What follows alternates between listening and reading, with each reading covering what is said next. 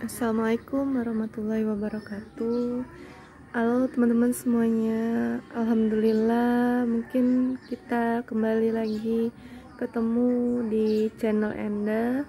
Apa kabar teman-teman semuanya? Semoga selalu sehat walafiat semuanya ya.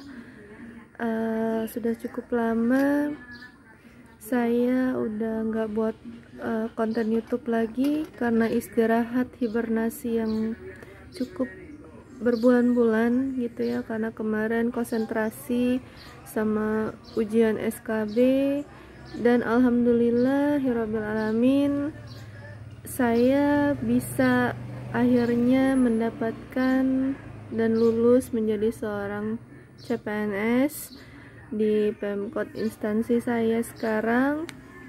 Dan juga ya, tapi di sisi lain saya juga ada kabar yang bisa membuat cukup hati saya terguncang gitu ya, karena anak saya meninggal dunia teman-teman di tanggal 8 Desember kemarin. Mungkin teman-teman kalau melihat dan menonton video saya, beberapa video saya gitu ya, anak saya ada muncul sekilas gitu di video gitu ya. Terus juga sempat, ya biasa namanya bayi kan, nangis atau apa.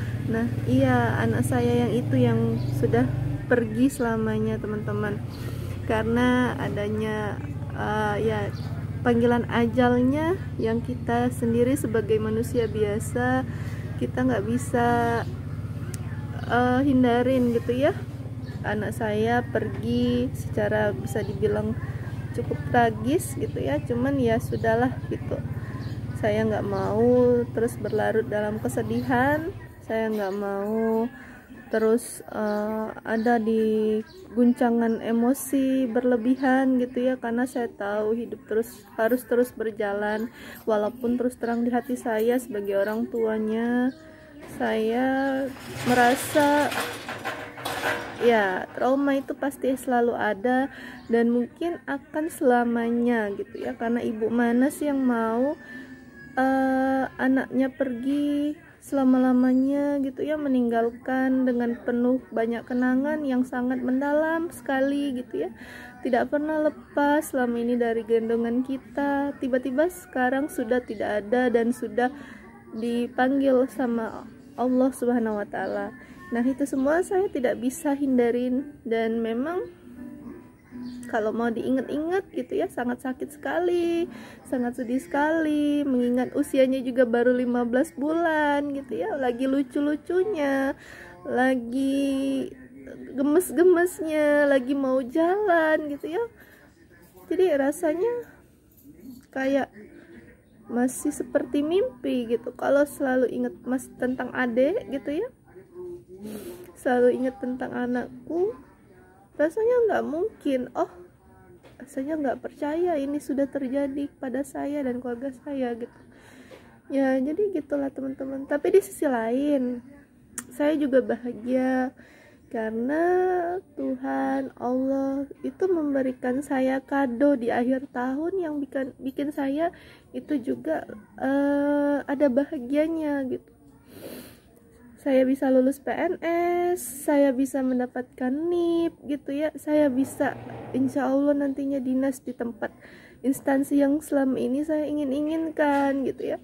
Jadi ada sebenarnya pengalihan rasa sedih saya gitu, walaupun saya tahu anak saya yang selama ini menjadi saksi perjuangan hidup saya, yang selama ini jadi penopang saya, mood booster saya, support system saya gitu. Sekarang sebelum ibunya pelantikan, sebelum ibunya mempersembahkan kemenangan, sudah mendapatkan NIP, dia pergi selama-lamanya. Ya kalau mau diceritain sedikit kronologi gitu ya, mungkin teman-teman akan sama kayaknya di posisi saya gitu ya. Anak saya pergi itu di hari Selasa tanggal 8 Desember, mungkin sekitar jam 9 pagi gitu ya.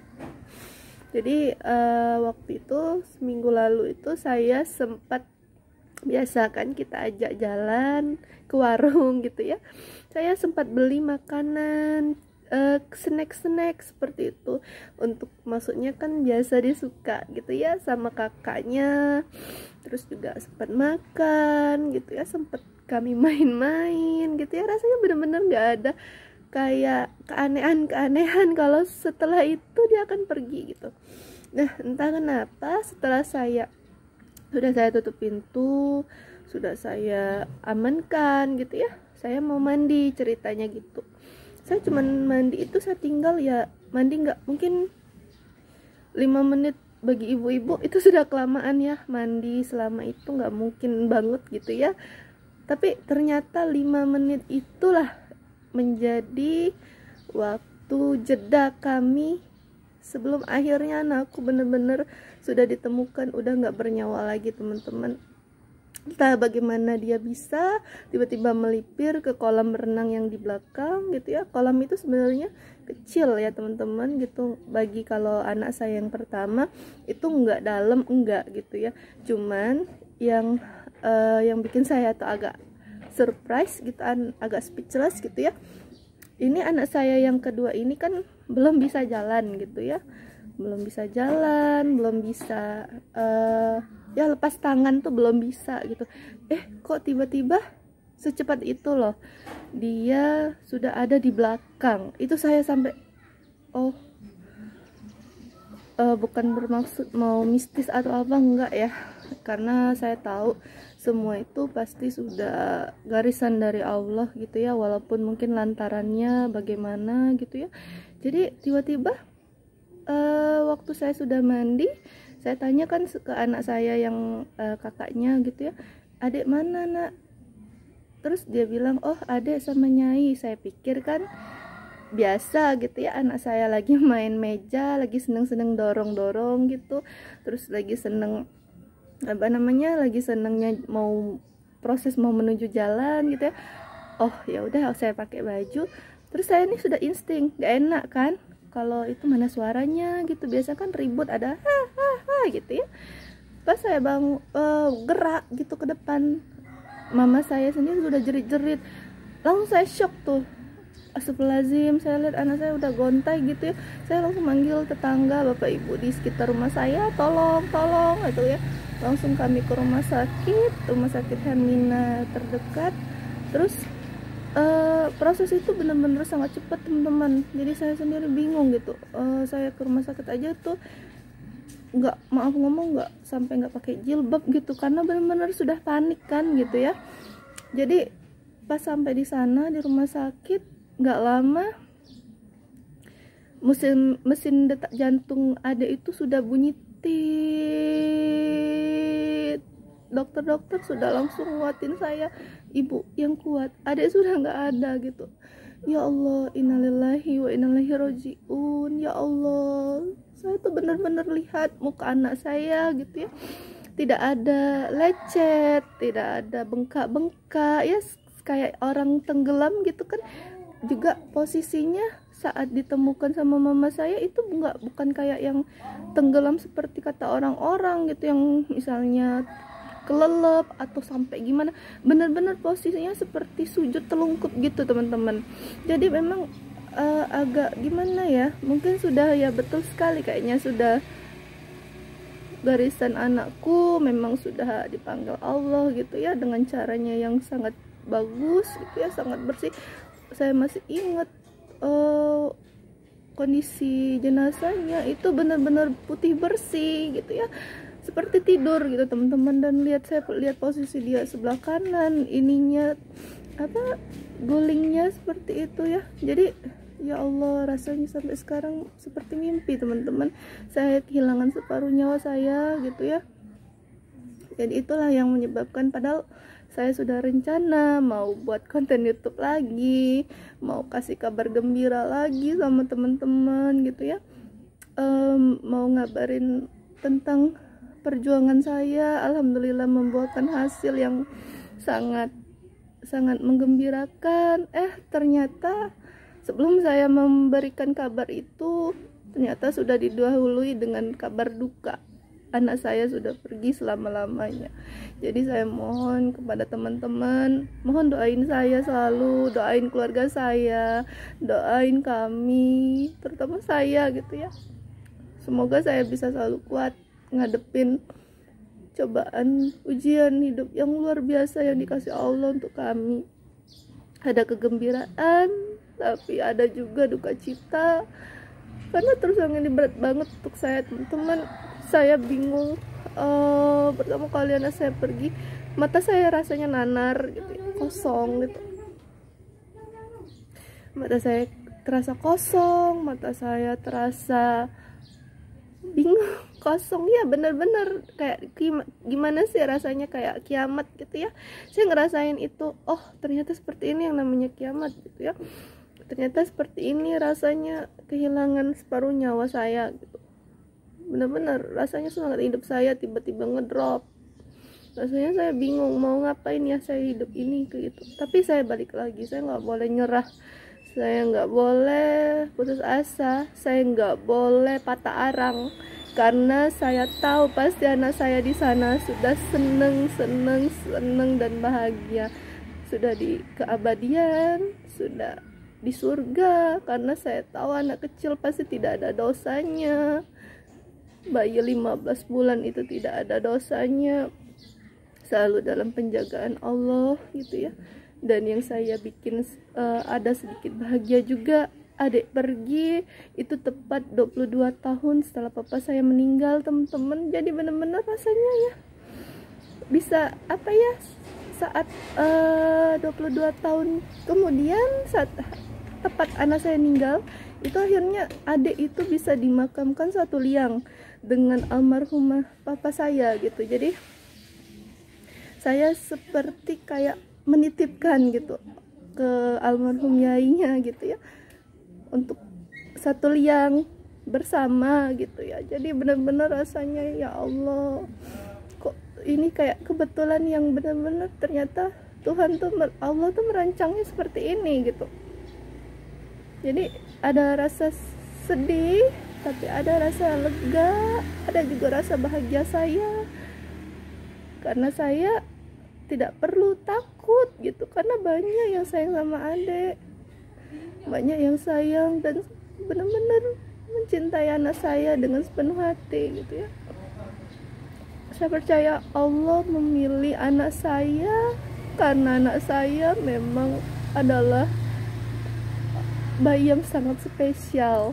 Karena anak saya itu gimana ya, kalau gambarin lucunya ya, dia tuh bukan kayak bayi kebanyakan kalau saya bisa bilang gitu ya. Senyumnya, wajahnya itu penuh cahaya gitu ya. Mungkin teman-teman nggak percaya mungkin ya, karena mungkin iya biasalah namanya ibu-ibu gitu ya, puji anaknya kan. Tapi ini enggak, teman-teman, beda gitu. Kalau bayi yang kebanyakan kan pasti kalau dia senyum kan lucu gitu ya. Nah kalau anak saya ini kayak punya karisma gitu, kayak punya suatu daya tarik yang smilingnya itu kayak malaikat gitu ya. Jadi saya nganggep anak saya itu kayak orang sudah dewasa, padahal dia itu masih bayi gitu. Kalau dia ngomongin bayi, kayaknya udah kelihatan dewasa sekali, padahal kalau dia ngomongin orang dewasa ya bukanlah gitu, karena badannya aja badan bayi gitu ya. Jadi benar-benar kesan yang ditinggalin sama anak saya itu benar-benar sangat luar biasa, sangat bikin kita itu akhirnya setelah dia pergi itu semakin kehilangan, semakin sedih gitu ya, menangis gitu ya. Karena apa, pesan yang ditinggalin itu sangat baik sekali untuk kami, terutama saya sebagai ibunya. Dan alhamdulillah berkat corona juga saya jadi lebih banyak waktu bersama adik, bersama kakak juga gitu ya. Karena mungkin kalau saat waktu kakaknya seumuran sama adiknya, almarhum adiknya, itu saya kan masih kerja sambil ngajarnya di luar gitu. Nah sejak corona ini kan karena kita kerjanya WFH dari rumah, jadi semakin banyaklah waktu saya habiskan untuk anak-anak saya, untuk ngurus rumah. Makanya pas sambil persiapan belajar juga untuk SKB, PNS gitu ya, saya akhirnya memilih, oh saya harus hibernasi dulu, saya harus istirahat dulu dari dunia YouTube gitu. Jadi itulah yang membuat pemikiran saya, bukan saya gimana-gimana, tapi saya harus istirahat dan mengalah demi anak-anak. Jadi itulah teman-teman, mungkin sedikit unek-unek saya gitu ya, biar saya lega gitu. Selain saya rindu juga dengan dunia YouTube saya, jadi saya buat konten ini bukan karena saya ingin apa ya, so eksis, enggak, karena di hati saya tuh sudah benar-benar senep gitu teman-teman, sudah benar-benar ngerasa apa ya, sesak gitu, karena saya sedih, saya sakit gitu ya, saya trauma. Tapi dengan saya seperti ini, sharing sedikit, ini bisa menjadi obat untuk melegakan hati saya. Jadi saya mohon selalu buat teman-teman, mohon doain saya selalu gitu ya, agar saya bisa selalu sabar, tabah, ikhlas untuk dalam menghadapi cobaan yang luar biasa bagi saya dan bagi suami saya, bagi keluarga saya tercinta. Mohon doanya selalu agar rumah tangga saya juga selalu sakinah mawaddah warahmah. Semoga anak saya di sana selalu bahagia. Semoga kami juga bisa selalu nantinya bisa berkumpul nanti di surganya Allah, karena kami cuma bisa dua dimensi, dimensi dunia dan dimensi surga. Terima kasih banyak untuk teman-teman, keluarga, sahabat yang sudah banyak mendukung Endah, yang sudah hadir di rumah mendoakan adik waktu tahlilan, waktu ya takziah ya, sampai sekarang gitu, selalu support dan memotivasi hidup saya gitu ya. Jadi insya Allah nanti saya akan mungkin akan sharing lagi mengenai tentang kehidupan saya sebagai seorang PNS. Jadi saya seperti kayak dikasih hidup baru lagi. Jadi mohon doanya teman-teman ya, semoga kita selalu sehat dan walafiat, tetap tegakkan protokol kesehatan, pakai masker, menjaga jarak, dan tetap jaga kondisi suhu badannya gitu ya. Jangan sampai sakit ya, jangan sampai berkerumun di tempat-tempat umum yang terlalu lama, karena kita tahu sekarang klaster COVID itu sudah mulai meningkat kembali. Jadi tetap waspada ya, tetap sehat selalu. Jadi saya mungkin akhirin saja sharing saya. Mungkin inilah yang bisa saya ceritakan dengan teman-teman. Ya Allah, betul-betul apa ya, betul-betul gimana gitu di hati saya ini teman-teman. Tapi nggak apa-apa lah, mudah-mudahan, saya percaya Allah itu menguji hambanya, itu tidak melebihi batas kemampuan. Jadi saya yakin, saya percaya saya bisa melewati semua ini. Saya bisa kuat, saya bisa hebat, saya bisa fighting untuk anak saya. Saya akan bahagia dan membahagiakan diri saya untuk anak saya. Mungkin itu saja. Wassalamualaikum warahmatullahi wabarakatuh. Dadah teman-teman. Terima kasih ya. Assalamualaikum warahmatullahi wabarakatuh.